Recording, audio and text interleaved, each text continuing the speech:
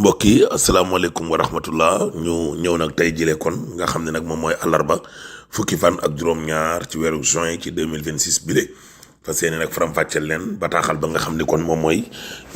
jóge nag ca conseil des ministres jàppale na nag ci teewaay ak ci njiitalug son excellence Bassirou Diomaye Diakhar Faye moom président de la république nag ba muy ubbi ay kàddoom daal dellu si waat na nag ci lu jëm kon ci wàllum nees def nag ba wàllum koom-koom gi lee di économie nationale bi ak lépp loo xam ne kon dafay suqali nag kon secteur yëpp rawatina kon secteur privé bi national bi nag ñu daal di cee taxaw bu baax a baax président de la république nag jàpp na ne kon ñaar yooyu nag dafa nekk loo xam ne kon ay farataw action gouvernement bi la ñu loolee nag tax na daal dinay sàkku ci premier ministre bi Al Amine Lo daal di engagé ay waxtaan yoo xam ne danañu ko séq ak organisation yi nga xamante ne ni maanaam ñoom ñoo nekkoon ci wàllum secteur privé boobee loolee nag daal tax na ba président de la république jàpp ne kon loolu dana ñoŋal li nga xam ne nag maanaam moom mooy dundu ak askan wi léegi ci gineenu wàll ba léegi ne nag moom président de la république daal dina insister bu baax a baax ci lu jëm nag ci wàllum bor bi nga xamante ni daal nees koy fayee nag ndànk accéléré it lépp loo xam ne kon dafa xeetoo ak bor bi nga xam ne moo nekk biir réew mi di dette intérieur ñu yoreel ko nag ñi nga xamante ni daal moom mooy doomu réew mi waaye farata la tamit ñu daal di gunge nag ñoom nguurug Sénégal gile ci seen wàllug maanaam yenn ci entreprise publique ak privé yi nga xam ne dañuy dund nag ay jafe-jafe ak lu ni mel moom président de la république daal nee na gis nga wàllu woowee nag relancer tamit wàllum investissement dafay kattanal nag lépp loo xam ne kon dafa xeetoo rek ci lu jëm kon ci wàllum wutum liggéey bi ak nag maanaam lu ni mel.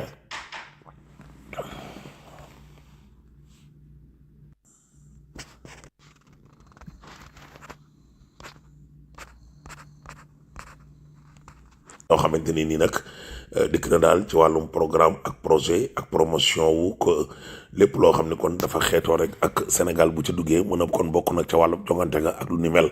Bassirou Diomaye Diakhar Faye nag daal di nay sàkk kon ci premier ministre Al Amine Lo mu daal di amal nag ak acteurs yi nga xam ne kon ñoom la laal ñëpp ci ay réunion technique yoo xam ne nag ci diggante ministères yi ci boppam di wàllum interministériel loolee nga xam ne nag bëgg na daal mu war a nag ruuse bu ñu defee loolu ba pare war a daaneel ci ab conseil présidentiel de l'investissement moom président de la république ba léegi ni lee nee na nañ leen finaliser nag lépp loo xam ne kon dafa xeetoo ak wàllum projet de loi d'orientation sur le patriotisme économique wàllum koom-koom gi ak nag ni ñuy bëggee suñu réew daal ci wàllum koom ak lu ni mel loolee nag nee na daal dañ ca dugalaale nag lépp loo xam ne kon dafa xeetoo ak wàllum financement yoo xam ne kon la woon dañ koy wónnil nag di wàllum financement benn doctrine la de financement innovante ci lu jëm nag ci wàllum suñu koom-koom ak réew mi di économie nationale moom président de la république Bassirou Diomaye Diakhar Faye daal dinay fàttaliwaat nag bu baax a baax lu jëm kon ci wàllu koom-koom googee sax ak wàllum pacte national de stabilité sociale bi nga xam ne kon moom lañ fi defoon nag noonee ak lépp loo xam ne kon dafay indi wàllu croissance di mbirum yokkute waaye nag amul xejj ak seen waxtaan woowee nga xam ne nag doon na fi am daal bëgg na ca nag résultat yoo xam ne kon bu dukkee dafay nekk loo xam ne nag lu durable la mu bañ a nekk loo xam ne kon dañu koy cos rek daal di kon romb gën a sori nag bëgg na ko ci atuk 2026 bi le mbir mu ni mel nag jàpp na ne kon moom mooy nekk nag ci prochaine conférence sociale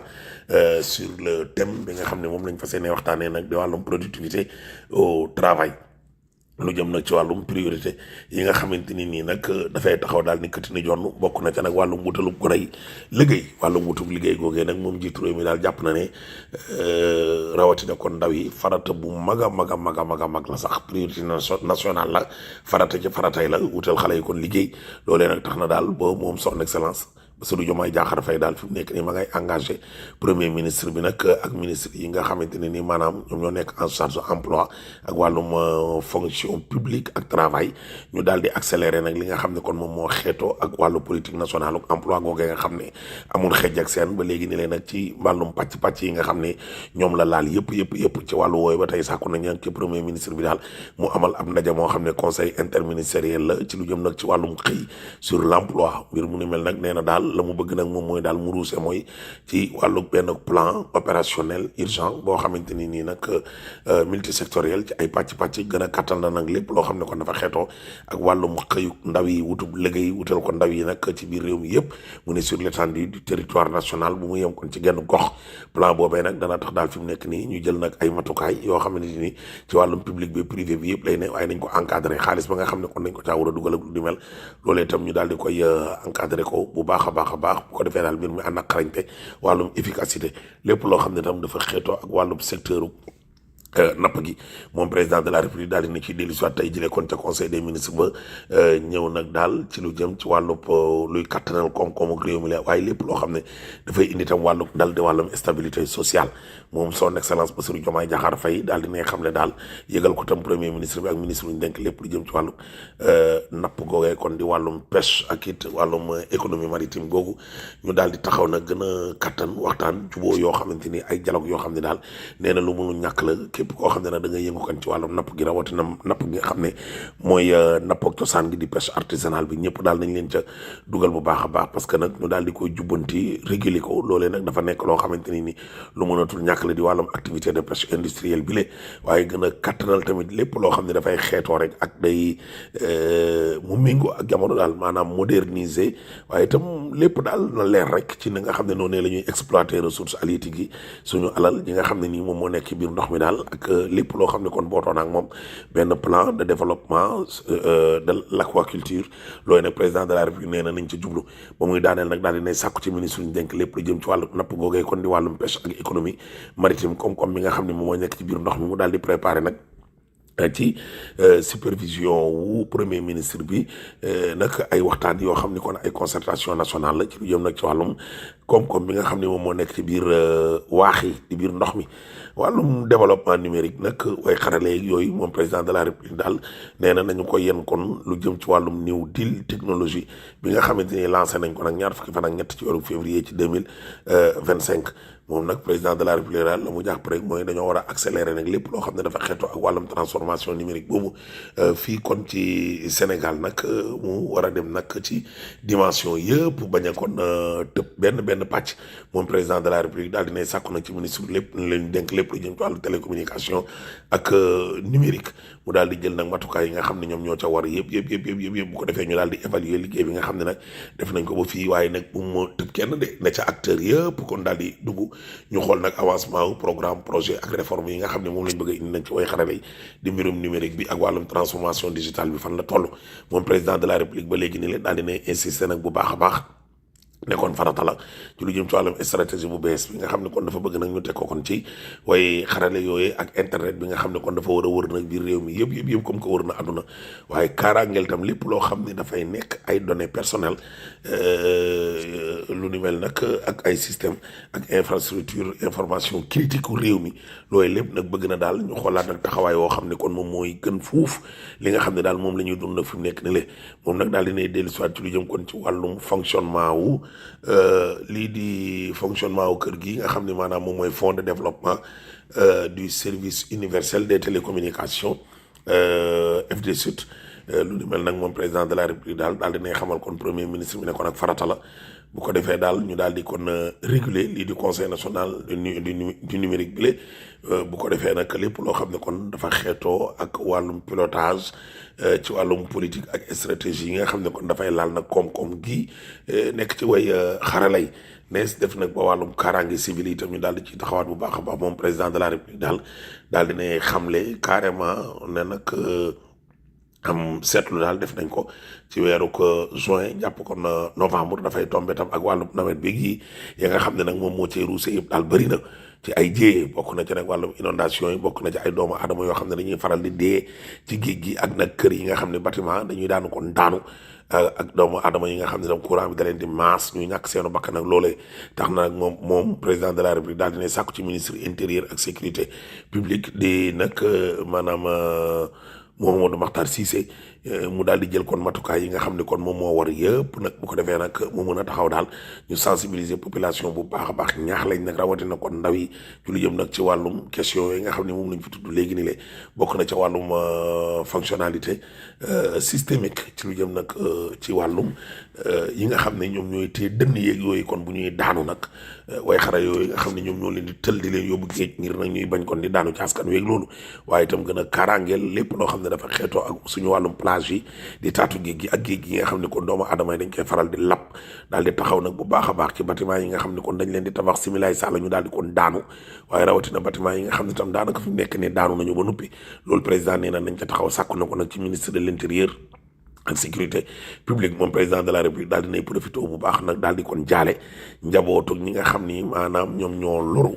ñàkk seen bakkan kon ca immeuble boobee nga xam ni moom moo daanu ca diwaanuk Saint-Louis du Sénégal di nag Ndar mu nekk loo xam ne kon ña fa faatu ci ay doomu aadama nag gën a gàtt daanaka sax daal dinay toll nag ci juróom mu nekk loo xam ne nag moom président de la république daal dina leen jaale bu loolu jàlle it moom nag lëkkaloo gi nga xam ne kon partenariat yi doxoon ci diggante ñaari réew yooyu daal dinay xam leen tamit ne ca bis ba daal dinay dalal vice secrétaire général Nations Unies di madame Amina Mohamed moom mi nga xam ne nag ginnaaw daal dina koy félicité gërëm ko félicité na tamit bu baax a baax a baax way pàcc way mbootaayu xeet yi di la partie onusienne ak ministre des affaires étrangères ak waa SOGEPA ci nag liggéey bu am solo bi nga xam ne kon def nañ ko ba ay accord daal di kon nag mujj dugg kon ci diggante Sénégal ak Nations Unies ci maison des Nations Unies bi nekkoon fii ci Ndakaaru ca jëm ñaato njiitu réew mi ba léegi ne leen nag daal dinañ xam ne daal ne accordé la ab audience fukki fan ak benn ci weeru juin 2026 bi les ministre affaires étrangères bu république bu islamique bu Mauritanie ginnaaw nag ba mu fi indi ab xabaar boo xam ne kon président Mauritanie ci boppam di Mohamed Ould Ghazouani moom moo ko yónni moom président de la république nag daal dinañ xam le ne fukki fan ak juróom-ñaar jàpp comme fukki fan ak juróom-ñett maanaam ni ki kon tey jëlee ak it démb dana nag déparé fii ci Ndakaaru jaay jël Jóob dem nag ci ab visite boo xam ne kon ca diwaanu Ghana lay daal di ko nekk ñaar fukki fan ak benn jàpp ñaar fukki fan ak ñett ci weeru juin ba léegi ne la ci 2026 bi foofee kon nag ca Allemagne dana fa amal benn visite officielle boo xam ni président wu Allemagne ci boppam kon di Frank Walter Steinmeier moom nag moom moo ko daal di kon invité ak chancelier bi nga xam ne nag moom mooy Friedrich Merz bu loolu jàllee nag moom président de la république premier ministre bi nag Al Amin Lo daal di nay jël kon kaddu fa mu daal di dikk nag mooy rek xam ne daal carrément ne contexte bii nag ku bëgg ak bañ ak lu waay mën a waxit wàllum koom-koom géeg dundu doomu aadama yi daal xam naa li ñuy dund nag fi mu nekk ni miti na genn xeetu miti koo xam ni ba tax na woon a département ministériel yëpp nag mu daal di kon ñëw jublu nag ci loo xam ne kon farata la woo xam ne kenn mënu koo dindi nag wàllum urgence boo xam ne kon président de la république ci boppam kon dafa ne nañ ci jublu ndax nit ñi nag am na ci ay doomu aadama yoo xam ne seen loxo jotul seenu gannaaw ba tax na moom premier ministre bi nag daal di ne dellu soit ci ay programme yoo xamante ni yu bare bari te wàllum jàppal ma jàpp ndimbal japoon nag la daal di kon ciblé loolee daal tax na nag ba fi mu nekk nii mun nga xam le ne gouvernement bi nag bëgg na koo jaari ci registre national unique di ERNI ak programme national de bourse de sécurité familiale ak it yeneen sax yu mel noonu wàllum jàppal ma jàpp ki rek ak dimbali doomu aadama yi nga xam ne kon maanaam dañoo sonn lu jëm nag ci wàllum lii di ERNI bi nag nees def daal bu fi mu nekk ni lay lañ ca bëgg yëpp ñu am ko 1 million ci ay ménage yoo xam ne ay boroomi kër lañ nag nga xam ne liggéey bañ ca doon def kon dafa war a jeex nag ci atum 2026 bi lée bañ ko xaymaa daal toll na ci 996 194 ménages yoo xam ne dañoo jàppe ne ña nga xam ne dëkkantaan njaay nag maanaam dañoo pauvre seen loxo dafa jotul seen ginnaaw dara téeméer boo jël kon ca wàññaka daal juróom-ñaar fukk ak juróom-ñaar yu toftal kon juróom-benn ci ay ménages wala ñoo xam ne sax ñoom ñoo gën a sonn nag ñooñu moom ña nga ca 42,4% ci ay ménages loolee nag contre 545 000 moom nag premier ministre bi daal dinay xamle kon fii ak njeextalu weeru juin 2026 bi la loolee nag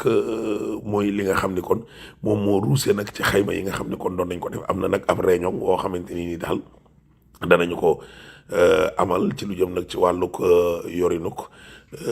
liggéey yu am solo yi nga xam ni kon ay initiative yu baax a baax la te mu war a laal nag doomu aadama yi nga xam ni kon seen loxo dafa jotul seenu gannaaw ak lu ni mel ak installation démarrage travaux comité de suivi bu registre national unique boobu waaye finaliser tam lépp loo xam ne dafa xeetoo ak wàllum comité de suivi wu manuel de procédure wàllum organisation ak fonctionnement wu yorinu ko données yooyu nga xam ne nag moom moo nekk ci ERNI ba ci boppam ak wàccaay wala boog commencement démarrage bi nag jàpp nañ ko laata njeextalu ko atum 2026 bi le di ay projet yoo xamante ni nag dafay daal di kon piloter lépp loo xam ne dafa xeetu ak wàllum way xaralay di mbirum digitalisation paiement bourse de sécurité familiale yi nga xam ne dañ doon dem jarang ak lu ni mel loolu nag dafay daal di kon jeex da ngay toog sa kër rek maanaam ñu la koy yónnee nag mbir mi daal dañu ko bëgg nag digitaliser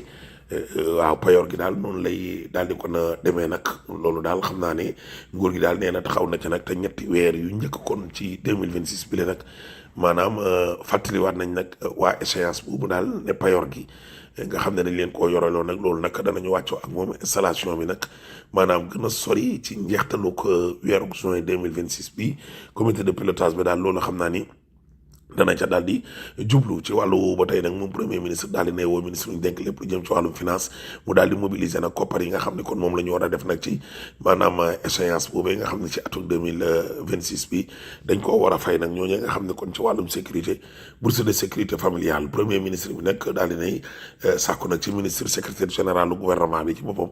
mu daal di koy defal nag ab point ci projet de loi d'orientation bi nga xam ne nag dafay laaj kon wàllum protection sociale jàppale kon nit ñi ak dund ko askan wi te loolee sax nag dañ koo adopté woon kon ca conseil des ministres ba nuppi projet de loi d'orientation ci lu jëm nag ci wàllum autonomisation économique des femmes maanaam soxna yi nag lu ñuy def kon ba moom seen bopp bu baax a baax am kon wàllu indépendance nag ci lu jëm kon ci seen wàllu koom-koom gi le ak examen assemblée nationale boobee nga xam ne kon gaaña ña nga ca woon ba léegi ne leen nag ci deuxième semestre bu année 2026 bi le gouvernement bi nag fi mu nekk nii daal la ñu bëgg mbir mi daal ñu lal ko nag ci siraatal mustaqim goo xam ne lépp dafay normal ministre yëpp nag nga xam ne kon fi mu nekk nii daal dinañ leen woo nag ñu jublu ci lu jëm kon ci wàllum programme boo xam ne dafay méngoo lool ak agenda national de transformation Sénégal 2050 daal di finaliser kon guide de logistique boobu ak programme ak projet yi nga xam ne nag décret yi ci boppam conseil des ministres kon ci njeextalu weeru août 2026 bi kon carte gi daal lépp danañu ko leeral premier ministre bi daal ci lu jëm nag ci wàllum mbir mi na muy doxee doonee daal dina ci insister bu baax a baax ba mu daanelee nag ci lu jëm kon ci wàllum communication ministre yi maanaam ministre bi nga xamante ni nii nag moom la ñu toftal ci booru ministre de l'économie du plan et de la coopération chargé du budget ak ministre auprès du ministre de l'économie du plan et de la coopération chargé de l'économie du plan et de la coopération ñoom ñii nag ku ca nekk daal jël nga kaddu daal di wax nag ci lu jëm kon ci wàllum projet de loi de finances rectificative 2026 bi ak document de programmation budgétaire et économique bi nga xamante ni nii nag maanaam ña nga cay waaj a jublu 2027 2029 2027 2029 lu jëm nag ci wàllum yoo xam ne dañu ko war a yóbbu kon ca penc ndawi réew ma ak lu ni mel mu ne le projet de loi autorisant le président de la République de ratifier le traité de délimitation suñu wàllum frontière ak yooyu nag ak mbir mi fa muy yem daal suñu diggante ak Guinée jox nañu nag président de la République kon ndigal la nga xam ne loolee nag ñu ngi ko signé woon kon foofu ca Conakry ci 23 mai 2025 ak projet de loi sur la protection des infrastructures d'information critique et la sécurité numérique loolu tamit daal dinañ koy examiner adopté ko ca penc ndawi réew ma di assemblée nationale ca conseil des ministres mu ne nag ba loolu daanoo président de la république nag jël na kon ay dogal mu ne le président de la république a pris les décisions suivantes au titre de la présidence de la république monsieur Mohamed Makhtar Lo Loum inspecteur du travail et de la sécurité sociale est nommé secrétaire général de la délégation générale aux affaires religieuses au titre du ministère de l'économie, des finances et du plan. Monsieur Aliou Ndiaye, conseiller en planification, est nommé secrétaire général du ministère de l'économie, des finances et du plan. Monsieur Babacar Touré, spécialiste en banque, finance et gestion des risques, est nommé directeur général des financements et de la dette. M. Amadou Sow, inspecteur principal du Trésor, est nommé directeur général adjoint des financements et de la dette. M. Balagnas, économie, planificateur, est nommé directeur de l'audit et du contrôle interne à la direction générale des finances et de la dette.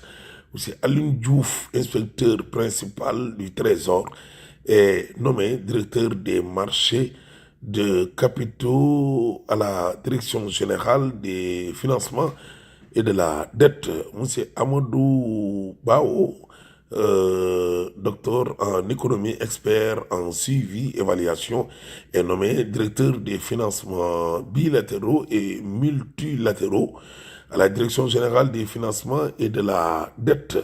Monsieur Papa Moda Loum, économiste spécialiste en investissement, marché des capitaux et financement durable est nommé directeur des financements structurés et des crédits à l'export à la direction générale des financements et de la dette.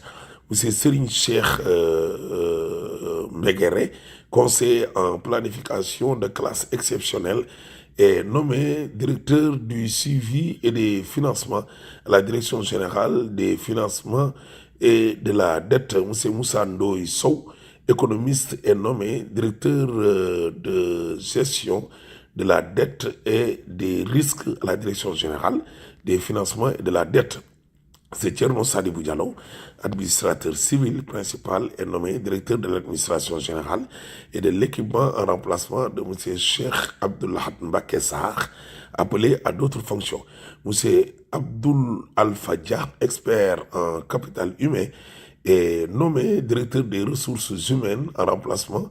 de M. Thierno Sadibou Diallo, Sadou Diallo, appelé à d'autres fonctions. M. Cheikh Abdoul Ahad Mbacké Sarr, économiste planificateur, est nommé directeur de l'administration et du personnel à la direction générale du secteur financier. Madame Fatimata Mangan Chongan, planificateur, est nommée directeur de l'administration et du personnel à la direction générale des financements et de la dette. Madame Ndeye Gaynaba Ndiaye, inspecteur principal du Trésor, est nommé directeur de l'audit et du contrôle à la direction générale de la comptabilité publique et du Trésor. Madame Ndeye Aram Fall, inspecteur principal du Trésor, est nommé directeur des systèmes d'information à la direction générale de la comptabilité publique et du Trésor. M. Mohamedou Makhtar Diouf, inspecteur principal du Trésor, est nommé directeur des comptes publics et de la direction générale de la comptabilité publique et du Trésor. M. Momodou Diop, inspecteur principal du Trésor, est nommé receveur général du Trésor à la direction générale de la comptabilité publique et du Trésor en remplacement de Madame Fatima Babawon, appelé à d'autres fonctions. M. Elhaji Amadou Diop, inspecteur principal du Trésor, est nommé directeur de l'administration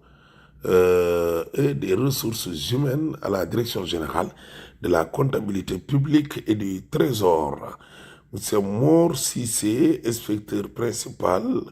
du Trésor, est nommé directeur de la réglementation financière et comptable à la direction générale de la comptabilité publique